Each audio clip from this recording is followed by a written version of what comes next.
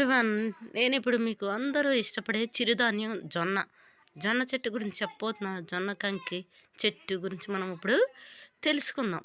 ఈ వీడియో మీరు చూడండి, లైక్ చేయండి, షేర్ చేయండి అండ్ సబ్స్క్రైబ్ చేయండి.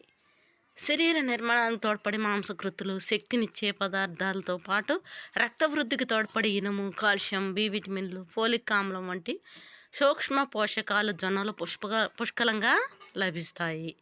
అందుకే రొట్టెలతో పాటు జొన్నతో చేసిన పేలాల లడ్డు, అప్పడాలు, అంబలి వంటివి రుచికి రుచి, ఆరోగ్యానికి ఆరోగ్యం. ఈ జొన్న కంకి ఎలా ఉందో తిని చూస్తాను చూడండి. చాలా బాగుంది, టేస్టీగా ఉంది. ఈ జొన్న కంకిలో మా గొర్రెలు మూత్రాన్ని విసర్జించి ఉండవచ్చు, కానీ నేను కడగకుండానే మీకోసం తిని చెప్తున్నాను. అందుకే సబ్స్క్రైబ్ చేయండి. చాలా టేస్టీగా ఉంది. చూసారా, ఇవి జాడు లాగానే ఉంది మొక్క కూడా. మా గొర్రెలు ఆహారంగా తీసుకుంటున్నాయి. వేర్లు చూసారు ఎలా ఉన్నాయో, కాండం ఎలా ఉందో. 30 దేశాలలో 500 మిలియన్ల ప్రజలు జొన్నలను ప్రధాన ఆహార ధాన్యంగా తీసుకొని జీవిస్తున్నారు.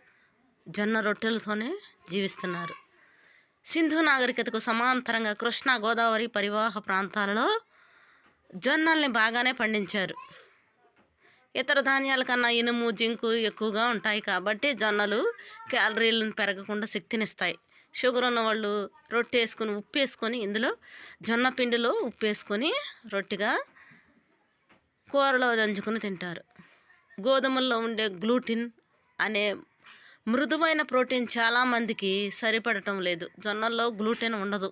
అందువలన ఈ ప్రత్యామ్నాయ ధాన్యం మీదకు ప్రపంచం తన దృష్టి సారించింది.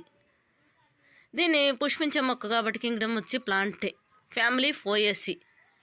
ఇది సైంటిఫిక్ నేమ్ వచ్చి సోర్గం వల్గేర్ జొన్న. సోర్గం చూసారా, దీనిలో పిండి పదార్థాలు 72.6 గ్రాములు ఉంటాయి. మాంసకృతులు 10.4 గ్రాములు ఉంటాయి. పీచు 1.6 గ్రాములు, ఇనుము 4.1 మిల్లీగ్రాము, కాల్షియం 25 మిల్లీగ్రాములు, ఫోలిక్ ఆమ్లం 20 మిల్లీగ్రాములు ఉంటాయి. జొన్న గింజలు చాలా బాగున్నాయి. దీనిలో చిన్నప్పుడు మేము చక్కగా ఒక కండువాలో పెట్టి పైన ఒక పెద్ద కర్రతో కొట్టుకొని ఈ గింజలను వేరు చేసి చక్కగా తినేవాళ్ళం. దీనిని కాల్చుకొని కూడా తినవచ్చు, చాలా బాగుంటుంది. ఇవి తేలిగ్గా జీర్ణం అవుతాయి. జబ్బు పడిన వారు త్వరగా కోలుకోవడానికి జొన్నలతో చేసిన పదార్థాలను పెట్టడం ఎంతో మంచిది. ఈ వీడియో మీకు నచ్చినట్లయితే షేర్ చేయండి, లైక్ చేయండి, సబ్స్క్రైబ్ చేయండి. చాలా ఉంది చెప్పాలంటే. Please subscribe.